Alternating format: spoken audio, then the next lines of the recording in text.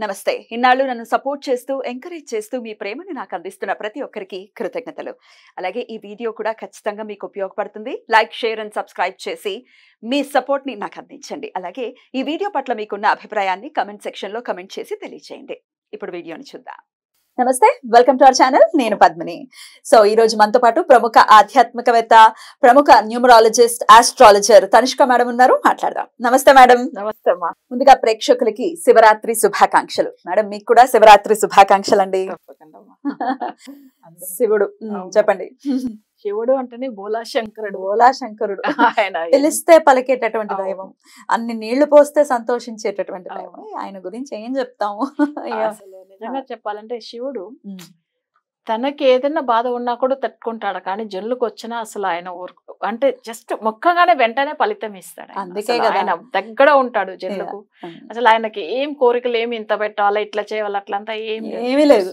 ఒట్టి విభూతితో అర్చన చేస్తే కూడా చాలా ఆయన. ఎగ్జాక్ట్లీ. అసలు ఏమీ లేదు, ఏ పట్టింపులు ఉండవు స్వామికి. అంత అసలు అద్భుతం. అంటే ఏదో అంటూ సొంటూ ఉందనో లేకపోతే ఇంకోటి మైలు ఏదో సోకింది, ఏం అవసరం లేదు. భక్తి, ప్రేమ ఆయన మీద చూపిస్తే ఆయన ప్రేమలో మనం మునిగిపోతాం. అందులో శివుడు గురించి వచ్చినప్పుడు అరుణాచలేశ్వరుడు తెగ గుర్తొచ్చేస్తూ ఉంటాడు. అసలు నేను కూడా వెళ్ళాను, మీరు కూడా చాలా సార్లు వెళ్ళారన్నారు కదా. అరుణాచల భాగ్యం అది. సో శివరాత్రి అంటే కూడా డెఫినెట్ గా ఎప్పుడెప్పుడు వస్తుందా అని ఎదురు చూస్తూ ఉంటారు. స్వామిని లింగోద్భవ సమయంలో స్వామి అభిషేకాలు గాని చాలా అద్భుతంగా జరుగుతూ ఉంటుంది. శివరాత్రి గురించి అందరికీ తెలిసింది, అందరూ చాలా చక్కగా చేసుకుంటారు. అయినప్పటికీ స్వామిని రకరకాల కోరికలతో కూడా అర్చిస్తూ ఉంటారు. సో ఇవాళ నేను మిమ్మల్ని అడగదలుచుకుంది అదే, రకరకాల కోరికలు ఉన్నప్పుడు స్వామిని ఎలా సులభంగా ప్రసన్నం చేసుకోవచ్చు అనేది ఒకసారి మీరు. తప్పకుండా. యాక్చువల్ గా ఆయన చూసారంటే లింగ రూపంలో ఉంటారు అంతే. ఆయనకు చూడండి, ఒక రూపం అనేది ఇదాని కాదు, ఎక్కడైనా ఉంటాడు ఆయన. సో అంతే, ఆయన గాలిలో ఉంటాడు, అసలు అగ్నిలో ఉంటాడు. ఇప్పుడు మన అరుణాచలంలో అంతే, అగ్ని స్వరూపమే ఆయన. ఇట్లా ప్రతి దాంట్లో మనకేంటంటే పంచభూతంలోనే ఆయన కలిసి ఉన్నారు. కానీ మనకు ఆయనను ఎలా పిలిచినా పలుకుతాడు. ఎంత మన అసలు ఆయన ఒక ప్రేమతో ఒకసారి మొక్కినా చాలు, మనకి ఏం కావాలని అన్నా తప్పకుండా ఆ కోరిక మనం నెరవేరుస్తాడు. సరే, ఇప్పుడు చాలా మందికి రకరకమైన సమస్యలు ఉంటుంది. ఇప్పుడు కొన్ని పిల్లలకు చూడండి మాటలు రావు. సో అవును ఒక 5 years వరకు కూడా మాటలు లేకుండా ఉంటారు. కొన్ని పిల్లలకి ఏంటంటే తర్వాత మాట్లాడతారు బాగా, కానీ అంతవరకు వాళ్ళు ఏందో అసలు పిల్లలు ఇంత మాట్లాడలేదు, అసలు చాలా బాధపడుతున్నారు అని చెప్పి అసలు వాళ్ళకి ట్రీట్మెంట్ ఇప్పిస్తారు, స్పీచ్ థెరపీ ఇస్తారు, కానీ అంత తొందరగా మాటలు రావు. కానీ మనం అన్ని అయినా డాక్టర్ దగ్గర వెళ్ళినా కానీ ఒక్కసారి దేవుడిని మొక్కడం కూడా మనం మర్చిపోవాలి, తప్పకుండా మొక్కాలి కదా. ఎందుకంటే అన్ని దానికంటే గొప్ప దేవుడు చెప్పాలంటే. సో మనం డాక్టర్ని కూడా దేవుడి రూపంలో చూస్తాం, అవును, కానీ డైరెక్ట్ గా మన దేవుడిని మొక్కడం కూడా మనకు అసలు తప్పకుండా చేయాలి. సో శివుడిని మనం ఎట్లా చేస్తే మంచిది అంటే, ఇప్పుడు అసలు పిల్లలకి మాటల గురించి మేజర్ గా మాటలు ప్లస్ చదువు, ఈ రెండింటి విషయాలు కూడా ఆయనని మేజర్ గా ఇక్కడ ఎట్లా మొక్కుతామంటే, స్వామి వారికి దీపం వెలిగించాలి. ఆయన 3 కళ్ళు ఉంటుంది కదా, అందుకని 3 దీపాలుగా ఉండాలి. ఒక ప్రమిదలో 3 వత్తులు లేదంటే కొబ్బరికాయ ఉంటుంది కదా, దాంట్లో వెలిగించవచ్చు. ఎందుకంటే కొబ్బరికాయలో కూడా 3 కళ్ళు ఉంటాయి, అది శివుడి స్వరూపమే అది. అందుకే కొబ్బరికాయ దీపం మంచిది. మరి కొట్టేసిన తర్వాత 2 చెక్క ఒక దాంట్లో ఒక దాని మీద ఒక చెక్క పెట్టేసి వెలిగించాలి. 3 దీపంగా వెలిగించాలి. ఆయన ముక్కన్ను ఉంటది, 3 కళ్ళు. సో అప్పుడు ఏమైతుందంటే అందుకే కొబ్బరికాయ దీపం పెడతాం మంచిది. సరే, అది ఒక విషయం. అది ఇంట్లో వెలిగించుకోవచ్చా? ఇంట్లోనే మనం ఇట్లా మామూలుగా దీపం అంటే ఈ వెలిగించి అగరబత్తి ముట్టించేసి స్వామి వారికి 3 కళ్ళు దీపం పెట్టి, అంటే ముక్కన్ను అంటారు దానికి, అందుకని 3 దీపాలు పెట్టి ఒక్క ప్రమిద అంటే మన ఇది కొబ్బరికాయలనే. సో అలా పెట్టి తర్వాత ఏం చేయాలంటే స్వామి శివుడికి లింగానికి అభిషేకం అనేటప్పుడు మనం మామూలుగా ఫస్ట్ వాటర్ తో అభిషేకం చేస్తాం. తప్పకుండా నీళ్ళు పోసి ఆయనకు అదే సరిపోతుంది. ఆయన పోసేటప్పుడు ఏమైనా మంత్రాలు చదవాలా అనే సందేహం అంటే జనరల్ గా వచ్చి శివ మంత్రం చదవచ్చాము, ఓం నమ శివాయ పంచాక్షర మంత్రం చదవచ్చాము. ఎక్కువ మందికి ఏంటంటే మంత్రాలే రాలేదు అంటే కూడా ఆయన పేరు పలికినా చాలు. అందరికి నమ్మకాలు చమకాలు రాకపోవచ్చు కదండి, అప్పుడు ఓం నమ శివాయ అనుకుంటూ కూడా నీళ్ళు పోయొచ్చు, చాలు. తర్వాత ఆయనకు పోసిన తర్వాత ఏం చేయాలంటే తేనెతో అభిషేకం. మాటలు రావడానికి, ప్లస్ పిల్లల చదువు గురించి. ఇది తేనెతో అభిషేకం చేసి ఆ అభిషేకంని ప్రసాదంగా తీసి ఒక కప్ లో పెట్టుకోవాలి. ఎలా ఎన్నిసార్లు అండి? ఇప్పుడు ఓం నమః శివాయ అని చేయమంటున్నారు కదా, అవును. ఎన్నిసార్లు చేయమంటారు? ఇప్పుడు ఇది వచ్చి 108 అంటే మన 108 టైమ్స్ అంటే మనకి ఏమైపోతుంది, ఎక్కువ టైం పడుతుంది కదా. జస్ట్ 9 టైమ్స్ ఒక 9 స్పూన్స్ అట్లా పోసి ఆయనకు అభిషేకం చేసిన ఆ ప్రసాదం సెపరేట్ గా పెట్టేసుకోవచ్చు. పెట్టుకున్న తర్వాత ఎందుకంటే ఆ తేనెని ఎవరైతే బాబు మాట్లాడలేదో, లేదు ఏ బాబు అయితే పిల్లలు ఎవరైతే చదువుకోలేదో, సో వాళ్ళకి ప్రసాదంగా ఇవ్వాలి. రోజు కొంచెం కొంచెం, ఎక్కువ ఇవ్వకూడదు, రోజు కొన్ని. సో అప్పుడు ఏమైతుందంటే ఆయనకు తేనెతో చేసిన అభిషేకం ఆ తేనె తీసి పక్కకు పెట్టేసి మామూలుగా మళ్ళీ అసలు వాటర్ తో అభిషేకము, తర్వాత మనం వచ్చి రోజ్ వాటర్ తో అభిషేకం చేసి ఆయనకు గంధము విభూది బొట్టు పెట్టి పెట్టేవాలి. సో ఇది వచ్చి ఏంటంటే తేనెతో చేసే అభిషేకం మాటల గురించి, తర్వాత చదువు గురించి అన్నమాట. సో ఇది తప్పకుండా చేయాలి. సరే, ఈ ఒక్క సమస్య గురించి మనం ఇప్పుడు చెప్పాం. ఇది కొంతమందికి ఏంటంటే ఎప్పుడు హెల్త్ ఇష్యూస్, అంటే ఇప్పుడు పిల్లల మాటల గురించి చదువు గురించి కాకుండా శరీరం ఎప్పుడు బాడీ పెయిన్స్ ఉంటూనే ఉంటది, ఏదో ఒక హెల్త్ ఇష్యూ. అవును హెడేక్, లేకపోతే మీరు అన్నట్టుగా వాళ్ళకి వచ్చి పంచామృతంతో అభిషేకం. ఓకేనా, మనకి ఇప్పుడు ఫ్రూట్స్ అన్ని కలిపి పంచామృతం ఉంటుంది కదా, దాంతో చేసే అంటే ఫ్రూట్స్ తో చేసేదా? ఇప్పుడు పంచామృతం అంటే ఆవు పాలు అది కాదు, ఫ్రూట్స్ అంటే ఏవేవి కలపం? మనకు వచ్చి ఎప్పుడైనా కానీ మామూలుగా ఆయనకు ఇప్పుడు వచ్చి మన కొన్ని ఇప్పుడు పుల్లగా ఉండే ఫ్రూట్స్ అని ఇష్టము, ఆయన ఏదైనా తీసుకుంటాడు కదా. అంటే అరటిపళ్ళు, గ్రేప్స్, తర్వాత యాపిల్, ఆరెంజ్, ఏదైనా ఒక 5 రకాలు మిక్స్ చేసుకొని ఆయనకు ఏంటంటే అభిషేకం చేయాలి. యాక్చువల్ గా మన ఇదే సేమ్ దీపము కొబ్బరికాయతోనే 3 కళ్ళు ఉన్న దీపమే పెట్టాలి. సో నెక్స్ట్ వచ్చి ఏంటంటే ఆయనకు సేమ్ గణపతి మంత్రం, తప్పకుండా గణపతి పూజ, తర్వాత శివుడికి చేయాలి. శివుడికి అభిషేకం సేమ్ పంచామృతంతో, ఫస్ట్ వాటర్ తో, తర్వాత పంచామృతంతో చేసి దాని తర్వాత వాటర్ తో అభిషేకం చేసేసి ఆయనకు విభూతి బొట్టు పెట్టేసి మళ్ళీ సేమ్ ప్రసాదం అంటే మనం వేరే నార్మల్ గా నైవేద్యం పెడతాం కదా, సో అది పెట్టి ఆరతి ఇవ్వాలి. ఇది వచ్చి ఏంటంటే వాళ్ళకి ఎక్కువ మంది హెల్త్ ఇష్యూస్, అంటే ఇప్పుడు శరీరం అంతా చాలా మంది బాడీ పెయిన్స్ ఉంటూనే ఉంటాయి, చెప్తూ ఉంటారు. ఎప్పుడు అండి నాకు అసలు ఏం వర్కే ఉండదు, కానీ నేను ఎందుకు ఇంత సఫర్ అవుతున్నానో అర్థం కాదు అని చెప్తూ ఉన్న వాళ్ళు, హెల్త్ ఇష్యూస్ మేజర్ గా ఉండే వాళ్ళు పంచామృత అభిషేకం చేయవచ్చు. సరే, ఇంకా కొంతమందికి ఏమైతుందంటే ఇప్పుడు అన్ని బాగుంటుంది, ఈ దుష్ట శక్తిలోంచి బయటపడాలి. చాలా అంటే చాలా మంది శత్రువులు ఉన్నారు, బట్ నేనేం చేయాలా స్వామి, నాకు ఎంత బాధలో ఉంది, అసలు చుట్టుపక్కల ఉన్న వాళ్ళు మమ్మల్ని ఈర్షగా చూస్తున్నారు, మాకు తెలిసిన వాళ్ళు అంతే. అట్లా అన్నప్పుడు ఏం చేయాలంటే స్వామి వారికి అసలు మనం ఆయనకు వాటర్ తో అభిషేకం చేస్తాము, సేమ్ ఇదే దీపం పెడతాము.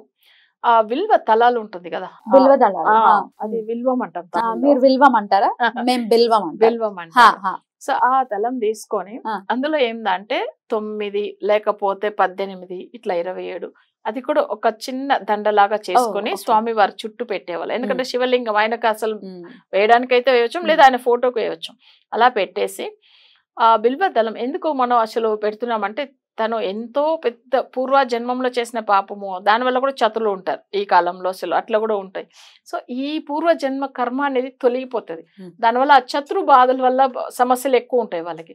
సో ఇది తొలగిపోవడానికి ఆ రోజు బిల్వ అంటే ఆ దండ వేయవలసింది ఉంటుంది. అంటే బిల్వ దళం అంటారా మీరు? బిల్వదళం అంటే దాంతో దండ వేయాలి. సో ఇది వచ్చి తప్పకుండా చేయాలి. సరే, నెక్స్ట్ ఈ శత్రు బాధలు పోయేదానికి ఇంకొక విషయం ఏంటంటే విభూతితో అర్చన. సో ఆయనకు అభిషేకం అంతా అయిన తర్వాత విభూతితో అర్చన చేయడం వల్ల ఏమైతుందంటే అలాగే అంత అలా విభూతి తీసుకొని అలా వేస్తూ ఉంటాడు అంతే. ఆయనకు అది ఇంకా ఇష్టం. ఎప్పుడు ఆయన చూసామంటే నార్మల్ గా మసానంలో కూడా ఎలా ఉంటాడు, విభూతితోనే ఉంటాడు ఆయన. సో అవి ఇష్టం. సో జనరల్ గా మనం ఆయన విభూతి మనం పెట్టుకోమని చెప్పడానికి రీజన్ ఏం తెలుసా? నార్మల్ గా అందరు నెత్తిలో పెట్టుకుంటారు తెలుసా? ఇక్కడ పెట్టుకుంటారు. నెత్తిలో ఎందుకు పెట్టుకుంటాము? ఇది రోజు నీకు గర్వం రాకూడదు, ఇదే అని చేస్తాడు మన్ని. సో దాని వల్ల పెట్టుకోమని చెప్పి పెట్టాడు. అసలు నిజంగా ఆ విభూతి అనే దానికి రీజన్ అవిధం. సో వేరేమే లేదు. మనం ఏమనుకుంటాం అసలు విభూతి ఏదో పెట్టుకుంటాం అట్లా కాదు. మన ఆ గర్వం మన మనసులో రాకూడదు. అన్ని నేనే గొప్ప, నేనే అన్ని పెద్దగా అట్లా మనం అసలు ఎవరు అందరూ సమానమే, అందరూ మర్చిపోయే వాళ్ళే, భూమి లోపల వెళ్ళిపోయే వాళ్ళే, ఏం లేదు విభూతి అయిపోయే వాళ్ళే కదా అందరూ. సో అందుకని అది గుర్తు చేయడానికి. సో అక్కడ ఏమైతుందంటే శత్రువుల బాధల గురించి సో ఇది కూడా చేయవచ్చు. సో ఇది ఒకటి ఉంటుంది. అప్పుల బాధల గురించి చెప్పండి మేడం. జనరల్ గా అప్పులు అనేటప్పుడు మన ప్రతి ఒక్కరికి ఉన్నాయి. అవును. డబ్బున్నడికి ఉంది, డబ్బు లేని వాడికి ఉంది. అవును, వాళ్ళకి తగినట్టుగా పెద్ద అదే ఎంత చెట్టుకి అంత గాలి అన్నట్టు అట్లా ఉంటుంది. నేను కూడా చాలా మంది చూసాను, అయ్యో మేడం బిజినెస్ చేసి అప్పులు అయిపోయాను, నా ఫ్రెండ్ సర్కిల్ వాళ్ళకి హెల్ప్ చేసి అప్పులు అయిపోయాను, వడ్డీలు ఎక్కువ తీసేసుకుని అప్పులు అయిపోయాను, ఒక అప్పు తీర్చుకోవడానికి ఇంకొక అప్పు దానికి వడ్డీలు ఎక్కువ, అది వడ్డీలు అవుతుంది నిజం. అసలు ఇంకొకటి వాళ్ళకి ఎంత అసలు ఆ అప్పుల నుంచి బయటపడే మార్గమే లేదా, ఎందుకు మాకు అసలు ఇట్లా చేస్తుండే దేవుడు అని. అట్లా చాలా మంది అప్పులు ఎప్పుడైనా కానీ చూడండి, అసలు అన్ని ఎంత ఉన్నా కానీ ఈ రుణ బాధలు ఉంటే వరకు వాళ్ళు ప్రశాంతంగా నిద్ర రాదు. అసలు ఏదున్నా ఉండకపోయినా రుణ బాధలు ఉండకూడదు అసలు నిజం. ఏమీ లేకపోయినా పర్వాలేదు అంటారు కానీ రుణ బాధలు 2 రోజులు పస్తున్న నష్టం ఏమీ లేదు, ఎవరు అడగడు కూడా. అవును కదా, అసలు దరిద్రం అసలు ఈ రుణం అయితే వద్దండి, ఏం చేయాలి మరి. అవును. సో ఎందుకంటే ఒకటి చెప్పాలంటే ఒక సామెత కూడా తమిళ్లో చెప్తూ ఉంటారు, అంటే ఎట్లా రావణాసురుడు రుణ బాధలాగా చచ్చాడని. అంటే ఎందుకంటే అమ్మవారిని తీసుకెళ్లారు సీతాదేవిని కదా, అది తీసుకెళ్ళినప్పుడు అది రుణమే కదా. అంతే, ఆ రోజు ఒక్క రోజు కూడా ప్రశాంతంగా నిద్రపోలేంట చూడండి. ఎప్పుడు ఏమైతుందో అందరినీ మేల్కొని పెట్టి ఈయన పడుకునేవాడు పాపం. అప్పుడు నిద్ర పడుతుంది అంటే అది నిద్ర రాదు కదా అసలు. అందుకే సో రుణ బాధలు అనేటప్పుడు ఒకరు ఎవరైనా కానీ అప్పు తీసుకొచ్చేసాం అనుకోండి, అసలు దాన్ని తిప్పి ఇచ్చేంత వరకు వాళ్ళకి బాధలు, నిద్ర పడదు అసలు. ఇప్పుడు రుణ బాధలకు మనకు వచ్చి ఏంటంటే జనరల్ గా స్వామి వారిని మొక్కడం చాలా కరెక్ట్. ఆ టైమింగ్ లో మొక్కి వాళ్ళ ఆయన వాళ్ళ కొడుకు ఉన్నాడు కదా, ఆయన అసలు గణపతి తర్వాత ఇంకో సుబ్రహ్మణ్య స్వామి, ఆయన కూడా జ్యోతి స్వరూపంలోంచి వచ్చాడు కదా. సో అప్పుడు ఏంటంటే ఈ శివరాత్రి రోజే అంటే స్వామివారు వాళ్ళ చిన్న పుత్రుడు, ఆయన మరీ చాలా షార్ప్, అసలు చెప్పాలంటే ఆయన తొందరగా ఫలితం ఇస్తాడు. ఆయన కూడా సుబ్రహ్మణ్య స్వామి అంటే ఇప్పుడు రుణ బాధలకు అధి దేవత అసలు సుబ్రహ్మణ్య స్వామి, అంటే కుజుడికి అధి దేవత అట్లా. ఓకేనా. సో అప్పుడు ఏమైతుందంటే రుణ బాధలు ఉంది అనేటప్పుడు అదే శివరాత్రి రోజు అయితే ఈయనకు ఎట్లానంటే జ్యోతి స్వరూపంగానే మనం మొక్కుకోవాలి అసలు చెప్పాలంటే. అంటే అదే రోజు దీపం ప్రమిద దీపం సెపరేట్ గా పెట్టుకొని 6 అంటే వత్తిలేసి 6 వత్తులు, ఎందుకంటే షణ్ముఖుడు అనేటప్పుడు 6 ఉంటుంది. సో ఆయన గురించి మొక్కి అయితే అదే శివరాత్రి రోజు స్వామి వారిని అడగండి, అసలు ఏంది శివుడి దగ్గరనే నాకు ఇంత రుణ బాధలు ఉంది, అసలు సుబ్రహ్మణ్య స్వామి దగ్గర చెప్పి నా అప్పులంతా తొందరగా అసలు సాల్వ్ చేయమని. ఆయన దగ్గర రిక్వెస్ట్ పెడితే తప్పకుండా కొడుకు దగ్గర తీసుకెళ్తాడు. పెద్ద ఆయన దగ్గర రిక్వెస్ట్ పెడితే చిన్న ఆయన చేసేస్తాడు, తండ్రి గురించనే తప్పకుండా చేస్తాడు ఆయన. సో అందుకే అట్లా ఆ రోజు శివరాత్రి రోజు ఆయన్ని మొక్కుకోవడం మంచిది. సో అయితే అగ్ని స్వరూపంలో మొక్కాలి ఆయన, ఇంకా బాగుంటుంది. అందుకే 6 దీపాలు పెట్టి వెలిగించాలి, అది సెపరేట్ గా. సో ఇప్పుడు ఒక్కొక్కరికి ఒక్కొక్క సమస్య ఉందంటే దానికి తగినట్టుగా పూజలు చేసుకోవచ్చు శివుడి దగ్గర. చేసుకుని ఏదన్నా ఆయనకు పట్టిన ప్రసాదం ఏదన్నా పెట్టి ఆరతి చేయడం, అసలు తప్పకుండా రోజు పూజ చేస్తున్నామంటే ఏదో ప్రసాదం అయితే పెట్టాలి. ఆ రోజు ఖచ్చితంగా ఉపవాసం చేస్తారు చాలా మంది, శివరాత్రికి చేయని వాళ్ళు అంటూ ఉంటారు. వాటర్ కూడా దాక్కుండా ఉంటారు. ఎంత భక్తిగా ఉంటారంటే నిజంగా చాలా మందిలో ఉంటున్నారు, జాగరణ కూడా చేస్తారు. అవును, అలా ఉండడం అసలు నిజంగా వీళ్ళు. ఎందుకంటే ఈ రోజు నుంచి కొంతమంది అసలు మాట్లాడరు, వాళ్ళు అట్లా కూడా ఉంటారు. మౌనవ్రతం కూడా తీసుకుంటారు కదా, మౌనవ్రతం కూడా ఉంటారు, అట్లాంటి వాళ్ళు కూడా ఉన్నారు. కానీ శివుడికి మొక్కుతే ఎప్పుడు ఎన్ని జన్మంలో చేసిన పాపాలు కూడా తొలగిపోతుంది. ఎందుకంటే మనకొచ్చి పడైతల్ కాతల్ అழிతల్ 3 ఉంటుంది తమిళ్లో. అంటే మన స్వామి వారు బ్రహ్మ మన సృష్టించాడు. ఓకే, కాతల్ అంటే విష్ణుమూర్తి మనని కాపాడుతాడు. అழிతల్ అంటే తొలగిస్తాడు అనమాట, మీనింగ్ అది సమస్యల నుంచి తొలగిస్తాడు. మన పూర్వ జన్మంలో చేసిన పాపాలు కూడా తొలగించేవాడే, ఈశ్వరుడు. అందుకని అయితే అழிతలు అంటే అందరూ ఏమనుకుంటారంటే కొన్ని మంది మీనింగ్ అర్థం కాకుండా ఏదో చెడు చేస్తాడు అనుకుంటారు. అలా కాదు, శివుడు చెడు చేస్తే ఇంకా మనం బతికేది చెడుని అసలు లేకుండా చేస్తాడు, అది మీనింగ్. అది కొంతమంది తెలియదు కదా. సో అట్లా కూడా అనుకునే వాళ్ళు ఉంటారు. అందుకే తమిళ్లో అవి సామెత ఉంది. అసలు మన నిజంగానే ఈ 3 దేవతామూర్తుల్ని అసలు మొక్కేటప్పుడు మనకి పాపం పోతేనే కదా మిగతా ఫలితాలు వస్తాయి. అప్పుడు శివుని మొక్కే కావాలి కదా. స్వామి వారు విష్ణుమూర్తి కూడా ఎక్కడైనా కానీ ఇప్పుడు రావణాసురుడు వధం అయిన తర్వాత కూడా లింగ రూపంలో పెట్టిన రాముడు కూడా మొక్తాడు. రామేశ్వరంలో లింగాన్ని ప్రతిష్ఠించాడు. అవును, బ్రహ్మహత్య పాతకం నుంచి బయటపడడానికి. ఎందుకంటే ప్రతి ఒక్క దేవుడే అయినా కానీ ఆయన ఒక మాట అంటాడు, నేను దేవుడు అయినా కానీ ఎందుకంటే ఆ పాపం ఒకరి ప్రాణం అంటే మన ప్రాణాన్ని చేస్తే తప్పకుండా ఆ దోషం నుంచి బయటపడాలి, శివుని మొక్కే కావాలి. డెఫినెట్ గా శివుణ్ణి ఎలా ఆశ్రయించాలి అందున ఈ శివరాత్రి అంటేనే పవర్ఫుల్ డే కాబట్టి ఆ రోజున డెఫినెట్ గా స్వామిని ఆశ్రయించి వాళ్ళ సమస్యల నుంచి మన వాళ్ళు బయటపడాలి, చాలా సంతోషంగా ఉండాలి ప్రతి ఒక్కరని మనస్ఫూర్తిగా కోరుకుంటూ మరొకసారి మీకు శివరాత్రి శుభాకాంక్షల్ని తెలియజేస్తూ నమస్కారం అండి.